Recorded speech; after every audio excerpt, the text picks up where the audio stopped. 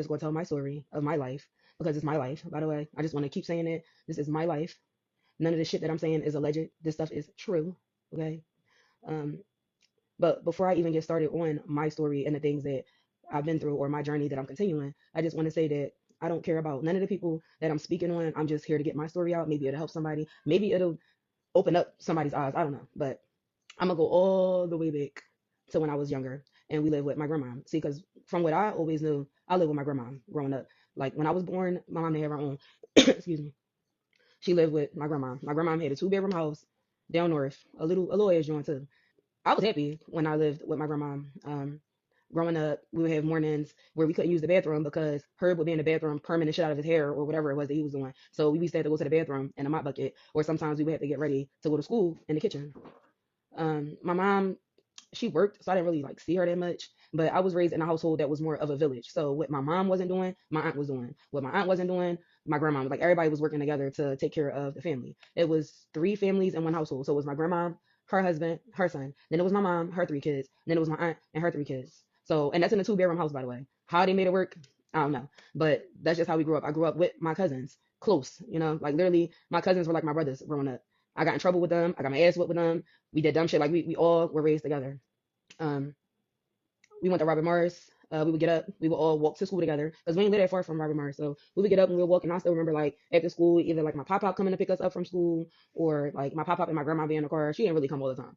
My aunt Trina sometimes would come pick us up. Sometimes we would get out of school and go see my aunt Trina down at the cleaners. Like it was really just like a normal childhood. Like you don't understand that like y'all all living in this little ass house and everybody struggling. Like I didn't understand that as a kid. I understood that it was always food on the table. The house was clean, it wasn't no roaches crawling all around the place and all of that. Like, and my mom, she had the living room of my grandma's house. So we slept on the sofa bed. As a child, I did not understand that I was sleeping on a sofa bed. I was just happy to be loved.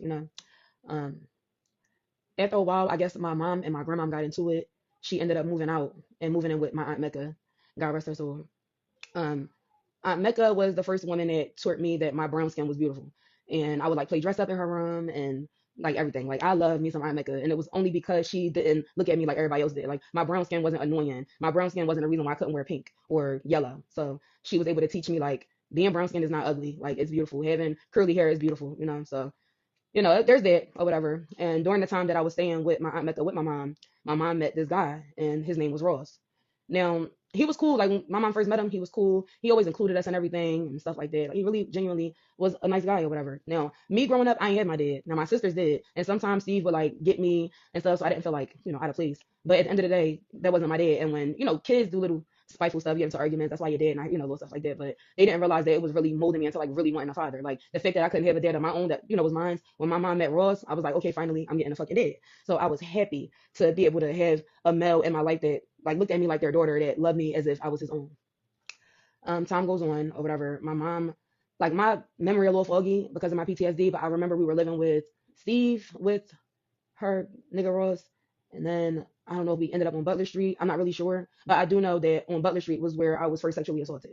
I was 9 years old. My mom was at work, and I was watching something called The Shadow. I will never forget. Again, 9 years old. I'm sitting at the edge of my mom's bed watching TV, and I started getting tired. Ross told me, "You can lay down right here in your mom's bed." Now we wasn't allowed to lay in my mom's bed at all, which as an adult I understand because she probably was doing nasty stuff in the bed. So she didn't want us laying down in her bed, or she just didn't want us laying down in her bed. Either way it went, my mom did not play that laying in her bed stuff. So when he was saying it, I'm like, no. But he like, no, like it's okay. Like you're not gonna get in trouble. You can lay down in your mom's bed, take a nap. Uh, Woke up with an electrical fucking current running through my body because I was being sexually assaulted.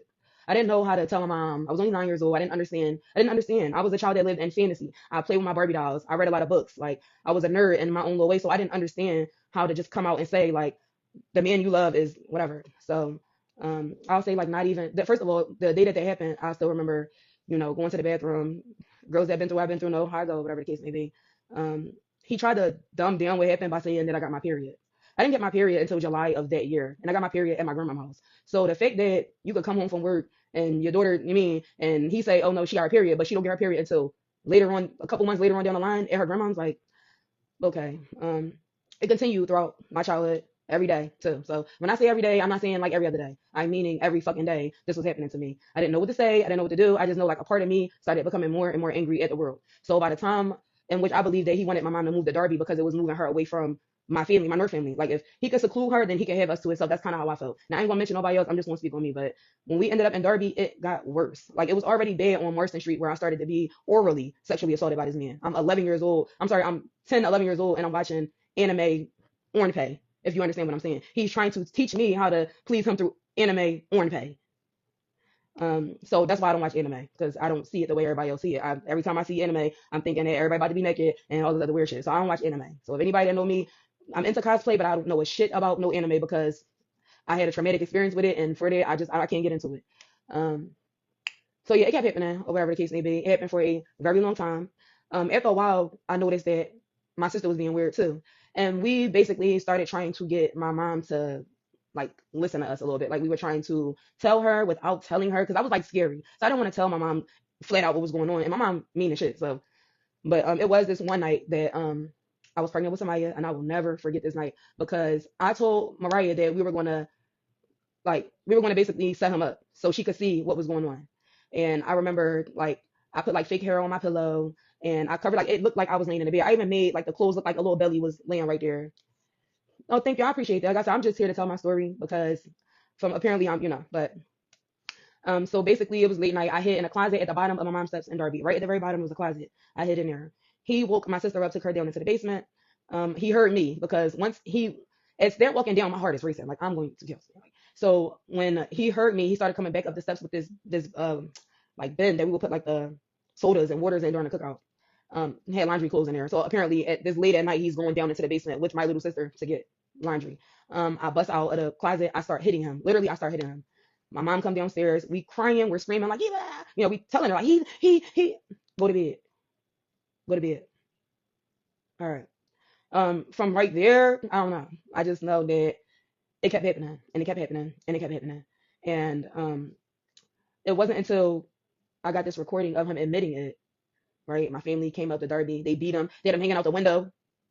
And after that, life just kind of went back to normal, which I don't understand with my family because if y'all hear a man on a fucking recording admitting to what he's doing to me, why did y'all leave me there? Why would y'all leave me in that house? Like y'all went and y'all beat him up and all that, but y'all still left the girls in the house. So as an adult now looking back at it, that's just one part of my life I don't understand. How the fuck did y'all leave us in that house knowing who that man was?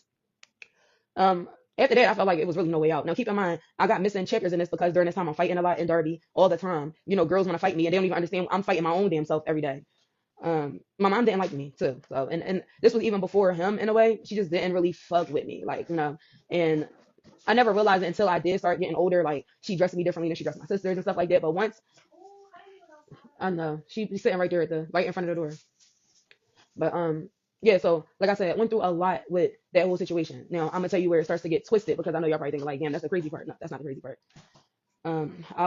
I had my daughter and she was not even one when one day I get up, I go to school. Now my mom was watching Samaya while I went to school, but my motherly instincts kicked in and I went home. When I went home, my mom, I saw her go on her way into Park Lane. So if you on your way into Park Lane, where's my daughter? Rushed home to see him holding my child. That was enough for me. So I called my probation officer and I called my worker. I had like a CPS worker because I was a bad kid or whatever. So I called her and my friend Camilla Bonda, whatever. I had her sit down with me and I'm like, I'm telling. Like, I don't want him near my daughter. I just didn't want him near my child. So I told my story. Before I even got it, before the cops even came to my mom's house, before any of it, that nigga was already picking up everything. He was picking up some Maya baby clothes, his stuff, whoever stuff was in them drawers, he was picking it up and running. So he ended up getting caught or whatever the case may be, arrested or whatever. Um, Me and Mariah, we sitting down, we in my room. So when we first came up the steps, that was my room right there or whatever. We sitting down. I'm thinking it's over. You feel me? I'm like, shit. I finally opened my mouth, like, like this is it. This is it. Like we finally get to have our mom the right way, we grew up very abandoned when my mom got in a relationship with him. Like my mom would keep her door shut all day long. And then she had a fucking doorbell on her bedroom door, but we didn't even have a doorbell on the front door. This is how secluded we were from her once she married him through Islam or whatever. Um, anyway, so she comes into my room with paper and pens. And she tells me us to write a letter to say that it didn't happen. And I said, no, we're not. That was the day I lost my mom. You feel me? And I know a lot of people might find it hard to believe or whatever, but that day that I didn't, say that I lied on him and all of that. And then she tried to scare me like, if you're lying, you can go to jail. I'm fucking 14. I'm 15 now. I'm 15 years old. How am I going to jail for what somebody else did to me? I'm not lying. So I wasn't fucking lying. But it gets deeper because after he got arrested, she did like literally hate me. Like when I say she would sit in her fucking room and cry all day, like all day, you can share it, sure. Like I said, I'm hoping that this wakes up some people. But when I say it was really sad as fuck that she lost her husband, not the fact that her children were experiencing something traumatic at a very young age. She only cared about the fact that her man was going, her man, her love. She did not give a fuck about us. And I felt it. So I ran away. And I called DHS on myself. I ran away to Park Lane, Ms. Miles. I told her what was going on. She called DHS and she got me removed from that fucking house. That's why everybody like, oh, what happened in Derby? You just disappeared. I was removed from my mom's care because she was neglecting the fuck out of me because she didn't have her husband. So I don't deal with her because even with me trying, I'm learning now as an adult and more recently within the last month that she's gonna always hate me for what happened to me. You wanted my man. No, your man wanted a child and he was a pedophile. And because you can't get that through your thick ass head, you walk around with this hate towards me, your own child that you decided to keep and raise, by the way. So anyway, I'm in a mother and baby home. During this time, I got to go to court for what I'm going through with my mom's husband. Um, it was a very traumatic experience within itself, being taken away. I'm living all the way up York, PA. The mother's home was weird. They like took my daughter from me. Thank God that my grandma, the woman that really raised me, the woman that really taught me everything, took my daughter. Because if she wouldn't have, then my daughter would have been raised in foster care, and I probably would have never got her back. But keep in mind, I'm only 16 years old. The system is definitely doing anything to take my child away from me because they don't think that a 16-year-old woman, a 16-year-old teenager, is good enough to be a mom. So automatically, somebody 18 and up needs to be, in care for this child because she can't do it. And I could, I just ain't no resources. But my grandma got my daughter, even if I called my mom and asked where my daughter was at, and she lied to me. And my grandma called me and told me she's not with me, but she will be in a couple days. So again, because I'm separated from my daughter, I don't no longer qualify to live in a mom and baby home. Now I got to go into regular shelters or whatever the case may be.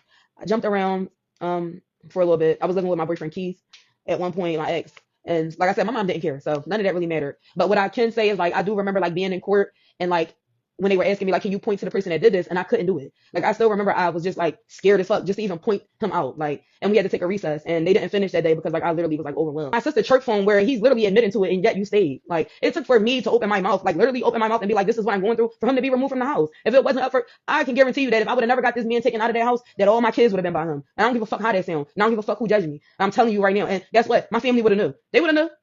They wouldn't have done that. Shh, be quiet. Don't say because that's just a thing in this fucking community where when a child is being sexually assaulted and y'all favor the person or y'all like the person, y'all deem her the problematic one. So my mom basically ain't fuck with me from that point. So we talking 19 now. He's locked up. He ended up getting 50 to life with no possibility of parole. Like I said, from there, the last engagement I had with her as a teenager was I was 19 and pregnant with Nana, and I was living in a shelter. And the lady that worked there stole everybody money. I know Sir Lay, and I remember, but the lady that worked there stole the money, and then she gonna try to pin it on me and say I did it. No, I might have been like the most fucked up out of everybody in the shelter, no family, no nobody, but I wouldn't take from them girls. Me and them girls had a really strong bond, so I wouldn't have did it. But I did know that she was in Emily's room early that morning on the other side, like the side that you don't come in. So I'm like looking at her like, so you want to steal the money and accuse me? I ended up snapping on her, getting arrested. And my mom is like, oh, you can come down Georgia with me. Yeah. So I go to Georgia with her. I'm pregnant. I mean, I'm pregnant as fuck. I go down Georgia with her, noticing she's struggling, but whatever, right? Her and her girlfriend, they got weed and all that, but ain't no food in here. My little sister Nana in here. How the fuck ain't no food in here, but you got all this weed though? So also found out that she had my sister debit card. Your dad don't play them games. Tell your dad you don't got cards so he can cancel it and send you your own card so you can buy something to eat. Like I had to teach my little sister going down into Georgia. Nah, ain't no going hungry. Your dad is giving you money so you don't have to go through that, which is beautiful, by the way. I will always respect Steve for being there for, his kids financially and stuff like that. Like, even though he had his shit for him and all that, he still would show up for his daughters. Like, so I don't care what nobody say. Steve is a goat for that. Like, he is. Um, and what else happened? Oh, yeah. So I'm pregnant. Nelly and my mom get into an argument. I noticed that my sister Nana is like crying really bad. So I, all big and pregnant, walk in my room and I said, are y'all going to really do this when the baby comes to? Like, Nana in there crying. It went from me saying, like, is this what we really doing to Nelly saying, oh, aren't you fucking grown? You can get the fuck out. Guess who had to get out? And down Georgia. I'm from Philly. I don't know nothing about this state, and you put me out down there. So I called the cops. I called the cops because you got Section 8 and Nelly not even supposed to be living there. And when the cops came, I started telling, I don't care. And she basically like, no, she don't live here. She don't, and was like laughing at me. My own mother, I'm pregnant with her second grandchild. She's laughing at my fucking face because I'm homeless. She threw my daughter's stuff out on the lawn. I should have been done with her then. I ended up going to Grady Hospital. Like I said, I'm real big. I'll say I'm like 7 months pregnant. So I'm at Grady Hospital lying saying my stomach hurt. They checked me. They're like, baby, fine. All right. I'm like, I don't have nowhere to go. They're like, well, our shelters don't work like, up there, down here don't work that way. So you're going to have to, like, you can go into the emergency room and we'll accommodate you. So I was in the fucking 2 days or 3 days before they like security walked over, like, no more turkey sandwiches. That's why I don't eat sandwiches either. No more turkey sandwiches. You're going to have to leave the hospital. I don't got nowhere to go. You're going to have to leave. Okay, I got something for y'all. Snapped out in there, freaked out. What the fuck? Right? They sent me up to the psych ward floor, right? As I'm talking to the psychiatrist, she's like, there's nothing wrong with you. You need to get home. So she told me about the runaway hotline and basically was saying that the runaway hotline can pay for me a ticket back to Philly if I can like prove that I'm from Philly. I'm like, that's easy. Call my grandma. Here we go. Again, right? Call my grandma. They call my grandma. My grandma confirmed, yes, that is my grandbaby. And yes, we need her back in Philly because she's pregnant and she's homeless out there. I get back to Philly. Mad that I left my little sister Nana. If I could, I would have took her with me. Like, but I couldn't. I was only 19. I didn't have no parental rights over her. And my mom would have got me locked up for kidnapping for sure. So, I get back to Philly and we decided I'm gonna live with my aunt. And not even 2 weeks later, I gave birth to my daughter. Um, Time goes on. My mom was not in my life. My grandmom was in my life. My aunt was in my life. My mom was very distant from me. My mom ended up moving when I was 17 to Delaware, or no, she was supposed to move to Delaware. Then she ended up in Georgia. Then she ended up in Florida. Then she ended up in Texas. I remember it would be nights I would call my mom telling her like, my electric bill came and I got it, but I ain't got like 25. And Pico don't play that. You don't pay that 25, they still turning your stuff off. And she would say like, oh, I don't got it right now, baby. I'm still her favorite thing with me. Oh, baby, I don't got it right now. I just paid my phone bill. You literally just paid your phone bill 3 days ago. How many more times you gonna pay it? I just needed $25. But I'm sitting in the dark because I've been charging my phone up at the poppy store all day, and you out at dinner. I thought you didn't have no money because that was your Ted. So me, I'm lighting candles, and you couldn't even give me $25. But then I get on the phone with one of my sisters, and they telling me that you just sent them 50, or you just gave them some money. So I try to separate, like, or maybe it's because they down there with her that she's more involved with them and all of that. Not at all. Then when what was back in 2022, I was pregnant with my son Dre. My son Samir went down Texas with my folks, my mom, my sisters, and them. He was only supposed to go down there for the summer. Somehow summer turned into I'm not a good enough parent to parent my son in because Texas schools are bigger and Texas schools are nicer and their apartments are nicer than mine. My son didn't deserve to live with me. My son didn't deserve to meet his brother. My son didn't deserve to be raised with his other siblings. And I wasn't having it. So I got up against medical, what you call it. I still got my ass up and got on a plane to Texas to go get my son. On top of the fact that it was a very traumatic pregnancy where the doctors had me writing a will because I probably wasn't going to make it. During that pregnancy, when I'm going in the hospital arguing with my mom about me wanting my son back, I still got the messages of her saying, your baby dying and you worried about me. No, bitch, I was. Like, every time she get mad, she always want to go to the lowest, try to, hit you where it hurt it. And for it to be your own mom, that's the shit that, is the reason why I'm just not fucking with her no more. But, through all of this, right, still forgave this bitch. So my grandma passed away last year. That shit hurt. Because that's a woman that I did look at as a mother. That's a woman that if I don't know something, I call her. Not my mom, I call my grandma.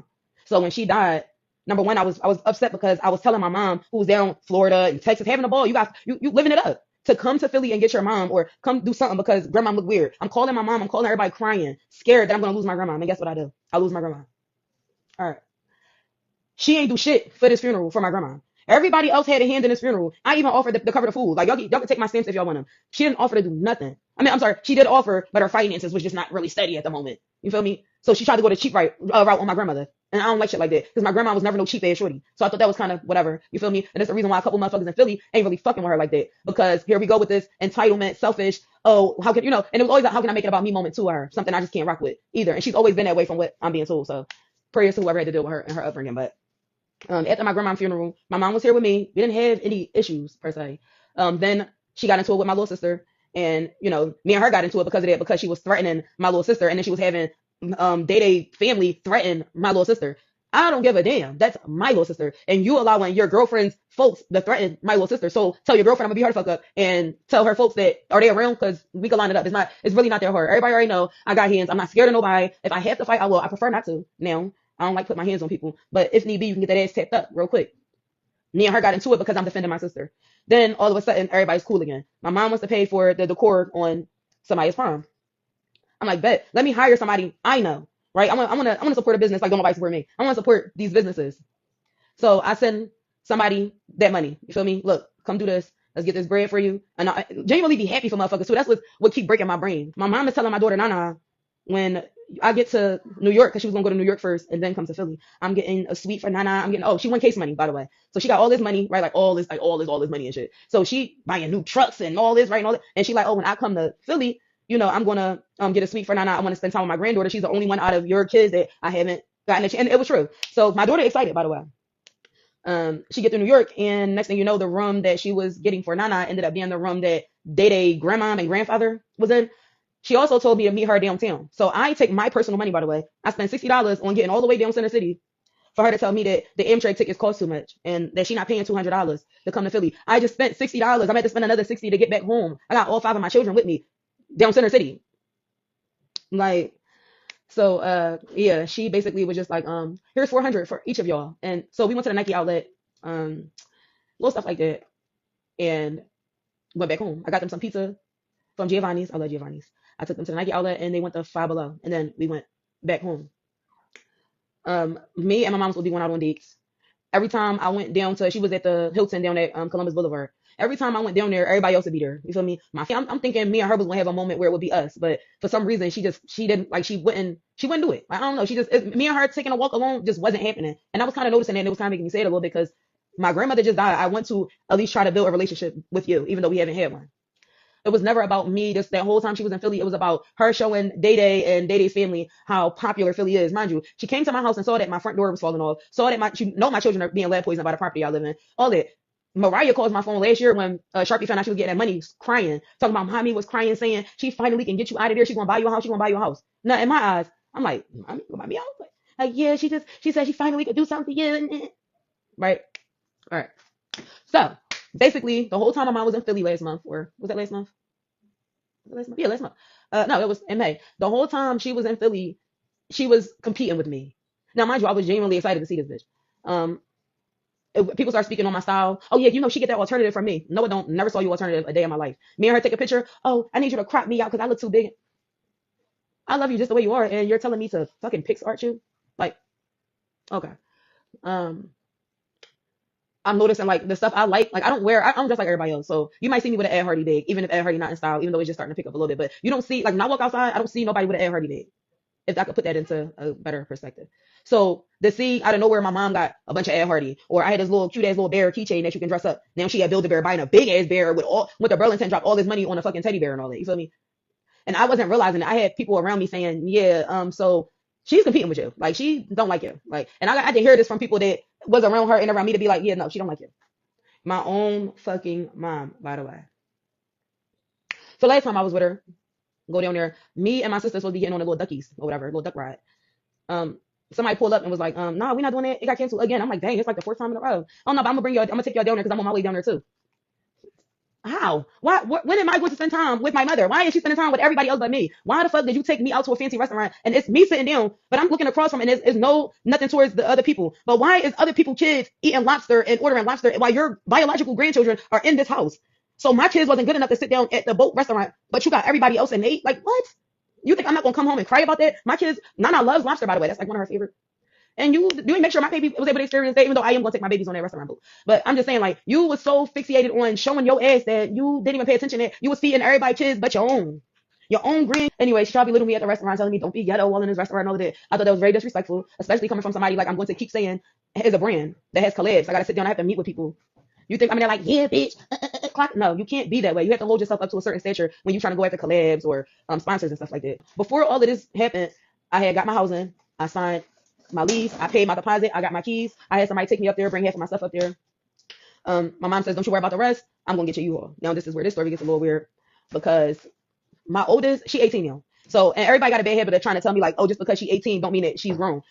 It doesn't mean that she's grown, but it also doesn't mean that she's a child. It also doesn't mean that the shit that she had to watch for 18 years of her life of the family that did me wrong or the people doing weird shit to me, you think she's not going to speak up? She's going to speak up. And then they get mad because they want me to go behind her and say, no, you don't say that. No, you do need to open up and express yourself. That's something this family was never able to do without catching flack. So she texts my mom, Grandma, I just wish you saw that my mom just really wanted a relationship with you. It wasn't even about you winning all that money and none of that. She really, really wanted you. All right, love you too, baby. Have a good day at work. Um, After my daughter sends that message, we get a message back basically telling me like, fuck you. Like, oh, you're telling my daughter, oh, you ain't fucking grown. I'll smack you in your mouth. Why are you talking to my child like that? That's still my child at the end of the day. You don't have to talk to my daughter like that. Oh, that's why your mom is stuck and she ain't never gonna get nowhere. Oh, Maya, you're just jealous of my life. What am I jealous of? You didn't work hard to get that fucking money. I gotta get up. I gotta create content every day. I gotta fight for my housing. I gotta do all every day. All you do is get up and stuff your fucking face, or you go spend all their money you won in this fake ass lawsuit, John. You go spend that shit on white brands. You don't even invest in black owned businesses. You literally are investing in Tommy Hilfiger and fucking True Religion. You don't have the same mindset as me. So to say like I'm jealous of you, why would I be jealous of somebody that could fake an injury to get an inheritance or to get a lawsuit check versus me that gotta bust my ass? And guess what? Telling me I'ma always be stuck. You can Google Conscious Beauty. You can't Google her. You can't Google none of the people that try to do me dirty. You can't Google their brand. Nothing's gonna pop up. No links, no none of it. No quotes that they created, no nothing. I put working for years on my brand by myself. So when people say, oh, you're this and oh, you're that, I think that's kind of weird. Like, how the fuck can I be mad at somebody that's not working hard for what they got? They just received it. Anyway, so yeah, she like, she not getting a U-Haul and I was using her. I'm using you, but I got motherfuckers that I grew up with that I barely even see and they're with you every single day. And I'm the one using you. I don't ask you for nothing when we out together or nothing. And I'm the one using you. Me? Like your own daughter. So not my sister that's not your daughter. She not using you. You gave her $200.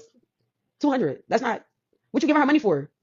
Why you ain't get that money to me? That's not your daughter. Why you give it to me? You pay for valet hundreds of dollars, but I had to catch a fucking Uber to get to you, and I had to stay the night at the hotel with you. I had to catch the bus back. While you went and got a fucking Uber for Malika and went and go chill with Toya and them for their birthday in a spa. But while you was doing that and paying for an Uber for Malika, I had to get on a bus home.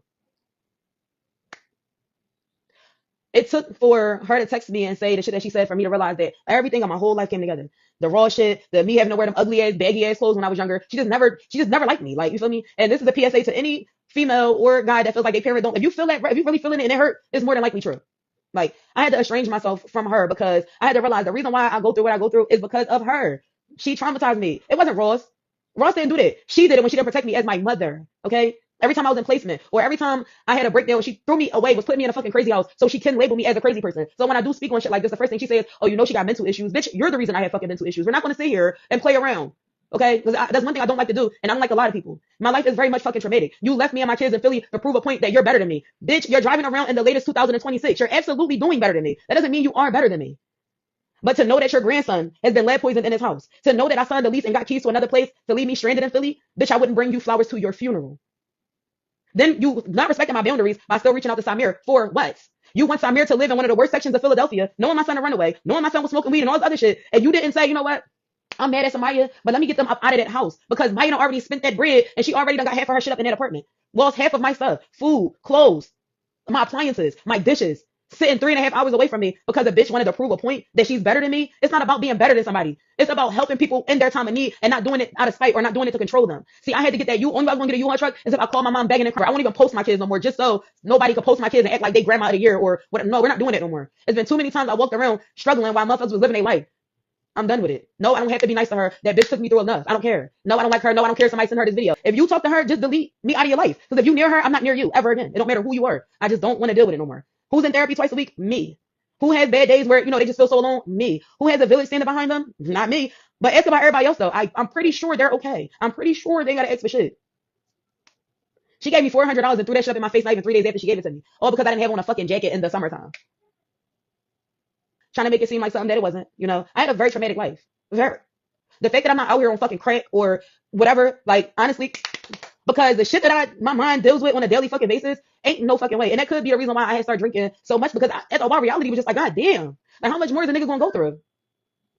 My own friends switching up on me once I got my housing. What y'all think I ain't peaked the energy? Y'all mad that I got housing, by the way. I didn't buy a house. I got housing assistance because I was having a hard time. I don't have a village like y'all do. Y'all can call somebody and get help and I can't. So me needing housing to finish school sounds more reasonable. But because I have a bigger property than others or because I had an opportunity to do something with myself, everybody stopped answering their phones. Out of nowhere, all the furniture they watched me buy for months, being excited to move up out of here, I was told leave everything behind. Y'all know that me and my sons got severe asthma. Why would I leave our air conditioner? I just bought one of them. I gotta leave it, you said? Why? Why? Why are my dresses still wrapped up? Why are my kids' brand new bed still sitting on my enclosed porch? But I got family though. I got friends though. No, I don't. No, I don't. My own cousin started feeling some type of, oh, well, I had to figure it out. Bitch, no, you didn't. When you was homeless, you called me and you moved in. Same people texted my phone. You got $20 for cash, so they had gas in their car. Couldn't even take me and my kids up there with at least one air conditioner and bungee cord the fucking bed to the top of your shit. Like, this is the real reason why I went off grid for a week and a half on this joint. Because I already know once I came back, I'm exposing it all. I don't care. I don't fuck with none of y'all. But take how you went. Fuck. Like I said, me and my kids got suffer, so everybody else can point their fingers and be like, aha. I think that I'm really gonna be stuck here. Like, that's not the way it go. Y'all just made me go harder. Like, that's it. But all that talking about me behind my back and all that, or Keisha talking about me, Keisha. Just 22, I was signing a lease, baby. A lease to a house. Stay away from me. That's why you're blocked and you're out of my life for good too. Ain't no rekindle within a year. None of that. Nothing to do with nobody. Because at the end of the day, like I said, when I wake up and I gotta take my kids to these appointments and they getting sick from the house I live in, I'ma always look back at that week I was supposed to move out of here and everybody was like, don't help her. I'ma always look at my own mother as a person that instead of wanting to, she's a sadist. That's like the best way for me to describe Sharpie. She's a sadist, but only with certain people, like her kids. So she enjoys your suffering. Oh, she going through it. Oh, she sad. Oh, yeah, that's good. I like that. Like, she get off on it. And that's how I know I was not raised with this bitch, because I'm nothing like her. Like, and I'm only telling my story. Like I said, I don't really care how nobody feel about this video because I'm not taking it down. It's going to stay up. This was my life. This is what the fuck I had to go through. But what y'all not about to keep doing is creating a false narrative about me. Like, oh, she wants to stay in Philly. No, the fuck I don't. I can show my lease right now and my keys. The goal was never to stay here in this house. And that's why I did apply for different housing and all of this, saving up my money just to go spend 60 Columbus Boulevard thinking I'm building a relationship with a bitch that was sabotaging me the whole time. You won't get another mom. Let her treat you like shit. No. No. How about I'm not gonna talk to any of y'all and I'm not gonna talk to her either because that's enabling with her actions towards me. Absolutely not. Absolutely not. Absolutely. I'm done. I'm done. I didn't have you growing up. I didn't have you as a teenager. I'm not expecting to have you in my 30s. I'm not expecting to have you in my 40s. I'm expecting to take care of my children. I'm expecting to prosper for my babies.